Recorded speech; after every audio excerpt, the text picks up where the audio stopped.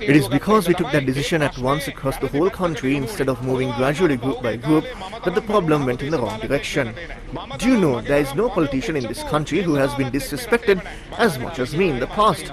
There is no politician in this country whose effigies have been set on fire as much as mine. I think from DSN Lanka to President Ranil Wickremesinghe, it was my effigies that was set on fire the most.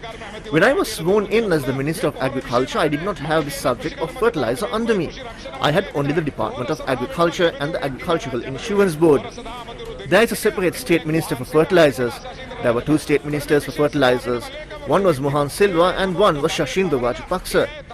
There are two separate secretaries for this subject. These secretaries are empowered and they are the ones who know the subject. When the cabinet paper was submitted that day, I said I was against it and I went to the president's room and told him not to take this decision at this time and asked him to give us time. What I was told is that I should not worry about this. He will appoint a presidential task force for this and that the presidential task force is leading this.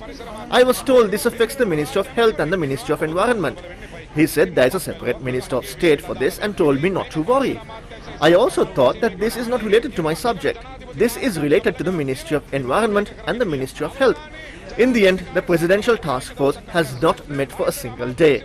The Ministry of Environment has not spoken a word. The Ministry of Health has not spoken a word.